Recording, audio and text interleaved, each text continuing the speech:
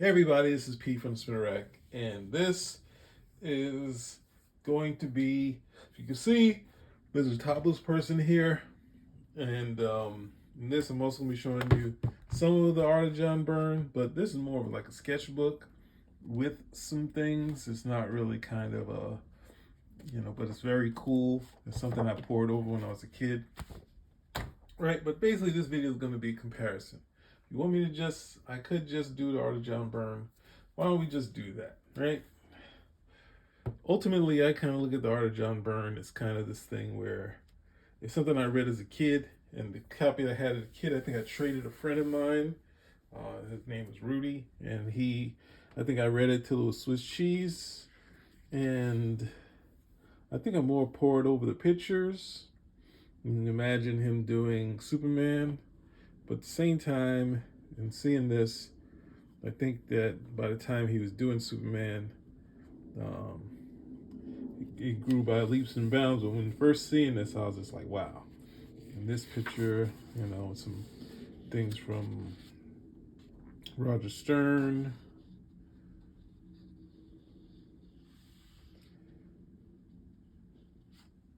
I always thought that was Banshee. Some from Terry Austin. And then interview. When I read this recently, I kind of poured over the interview part of it, right? So I guess I'm going to try to do three things here. I'm going to do a quick page through of this, because basically it's a sketchbook, right? So I thought about how many stories. Oh man, what a story with this character. I either thought that was Peter Parker, probably was.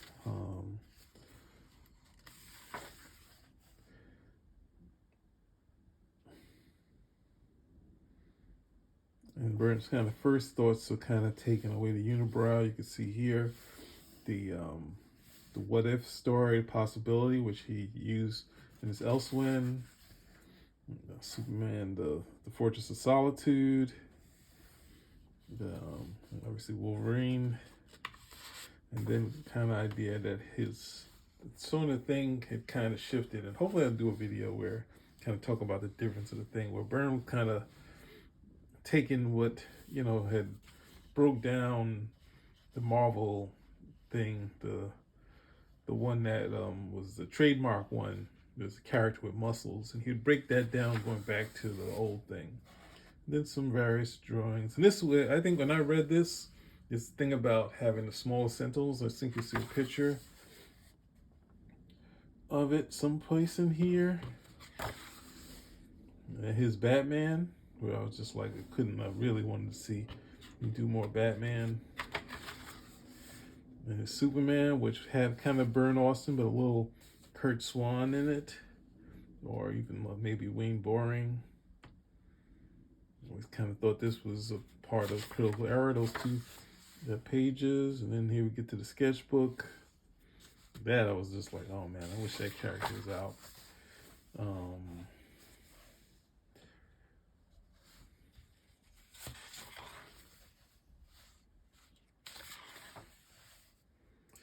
So this would pay, there's some nudity in this thing. I think I said that earlier in the video. Misty Night. Doing kind of the movie Superman. Right? Let's obviously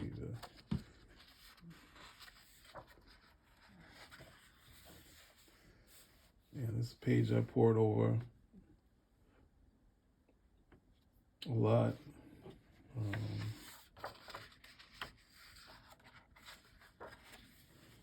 Then we got Critical Error, right? So that didn't go too long. So we have that. We can compare it to this, but since we have it in black and white, I'm not sure how black and white. I'm just gonna do it. Let's go black and white, right? So we're gonna see Byrne kind of the height of his, not height, obviously got more popular later on, but he was becoming the top dog after this type of thing, and he added some shading. This guy who's crash landed, and do a silent story, no dialogue. But at the same time,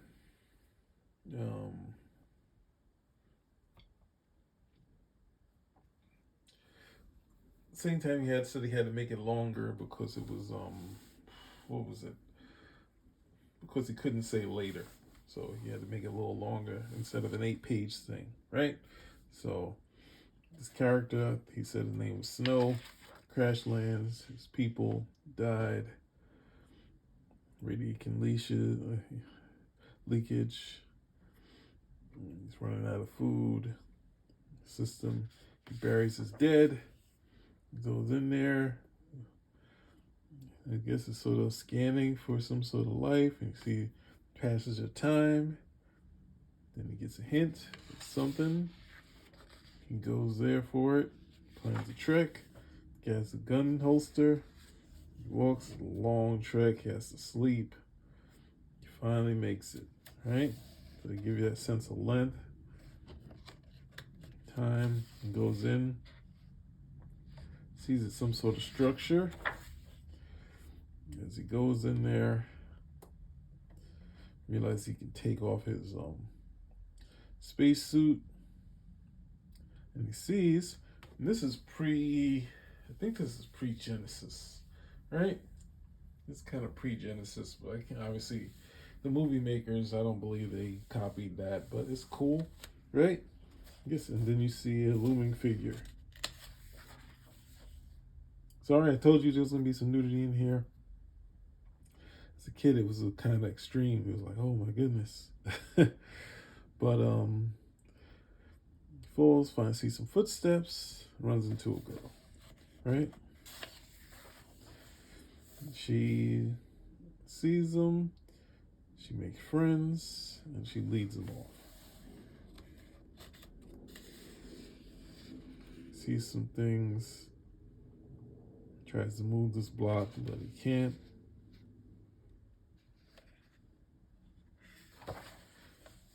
She gives him something to eat.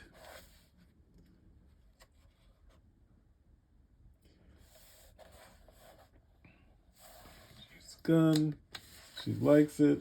Then he kills something, and she's not with it. All right? So he chases her down, does something funny to calm her down. And then they have more of a physical moment. Right? As they're playing around, they connect. She's with it. They connect, and time passes. He's out. And she's gone. Right?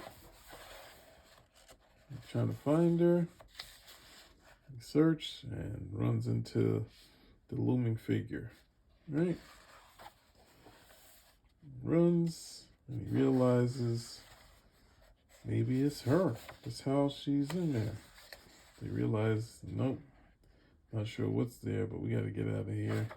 The UN NASA.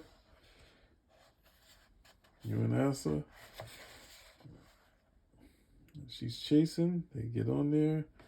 She leaves, and she's broken. He's broken. And she's had a kid. Right, so we got a checklist, and here, they work with Chris Claremont talking about Byrne and his faces, and then we have in color to see it wasn't Byrne doing himself. This guy with gray hair, right? He was a space traveler. All right, so there we go. We did it that way. Should I? Let's see. See, I don't know if I can bend this thing that far back. I tried coloring one of them, so I don't want you to see one with color. Okay, this is one without color. Right? We got the Stowaway the Stars, the coloring book. Right? I guess this will be easy to show this because now you can see, this is the last published thing. So we have the early thing when Byrne was super hot, and Byrne when his last published thing. And this is also a graphic novel, so if you're looking at the pictures, you can read the story once you get it, if you don't have it, right? And look at what he could do at this point. Not to say he couldn't do it back then, but good Lord.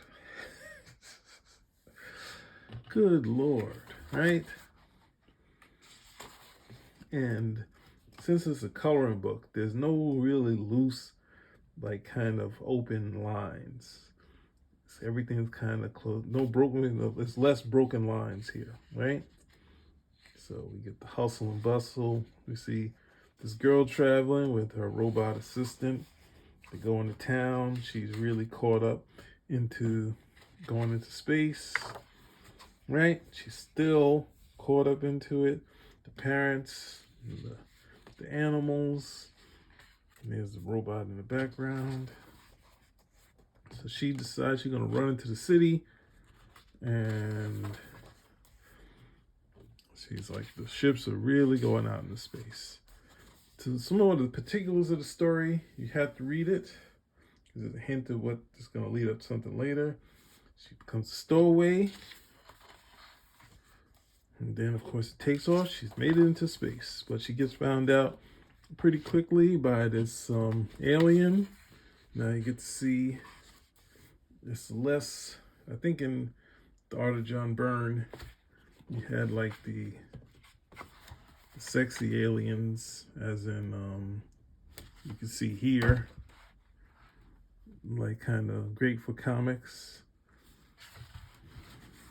But yeah, I guess it's hard to really compare, because at the same time, it's just good work, and be interesting to see what he would have done with this story as a young man too. But you can see there's no loss of quality here, right? They have to abandon ship because they got attacked. I think they're by some looters.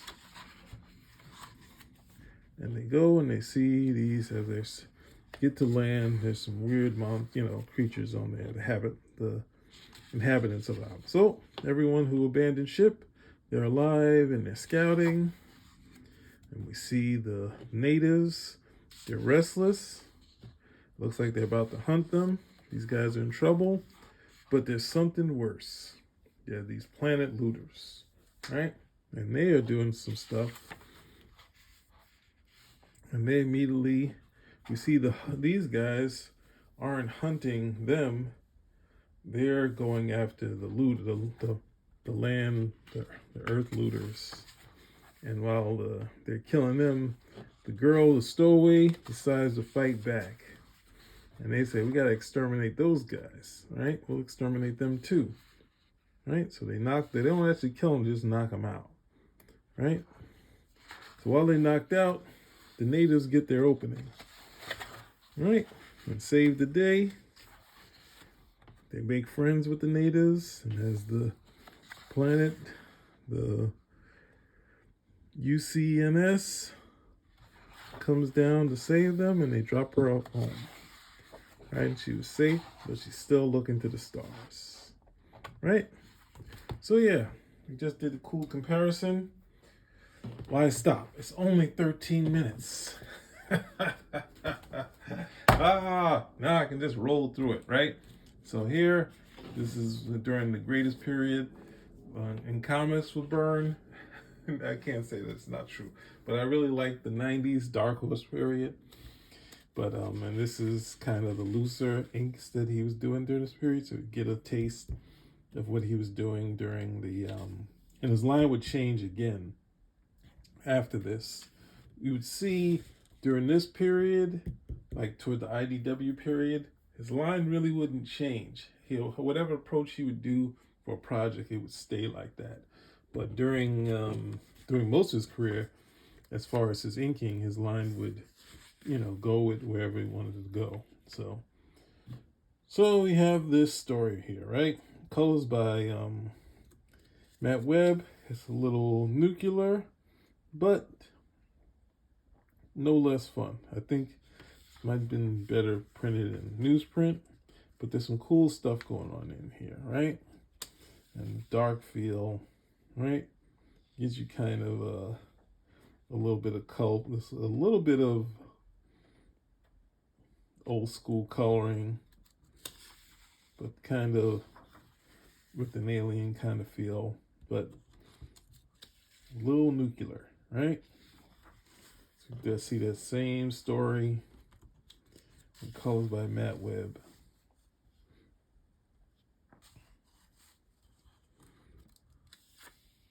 he is a little dark, but I mean, right. And Byrne has decided to add a little loincloth on her.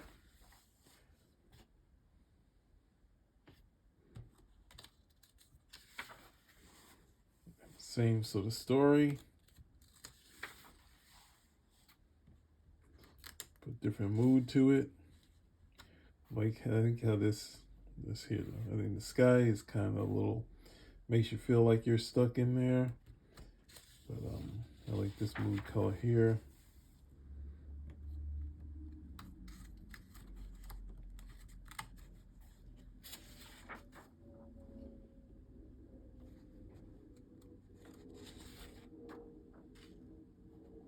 This is a nice sequence here, color-wise.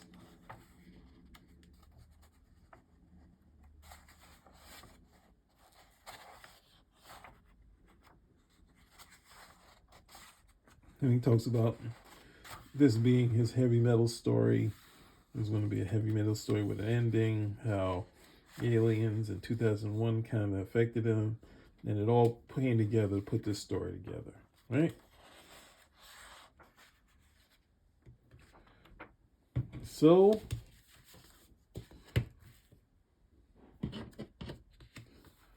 this one we have Leonard O'Grady, who's an amazing colorist. There's no slight to Matt Webb. I've already pointed out all the quality stuff Matt Webb has done. But look at this. Look at how he approached it. So I think I had the coloring book and thought about coloring, but then these, where he didn't really have to follow any code thing page to page. He could just be illustrative, right? So as we go through it, the robot kind of changes colors. Like everything can be a different color, but he really makes it work, right? Gives you the mood of night. All right, that's cool.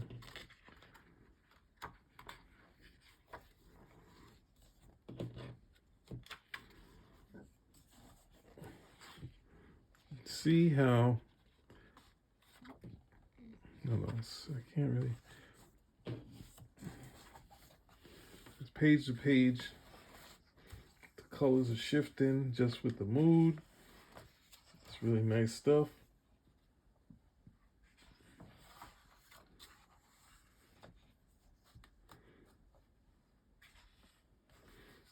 And yeah, this nice bright day. So we know we got their complexions, right? So we're there, and then we see in the different light, they start to shift, right? And same with these creatures here, these natives, right? So at one point it was white. So every time the colors are shifting, as with the lighting, but at the same time, he's you know, it's still tell what's going on, which is really cool, right? You see them really dramatic.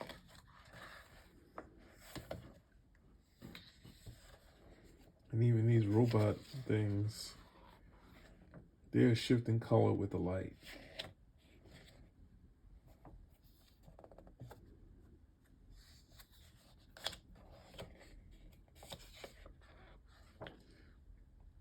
And yeah, it's just,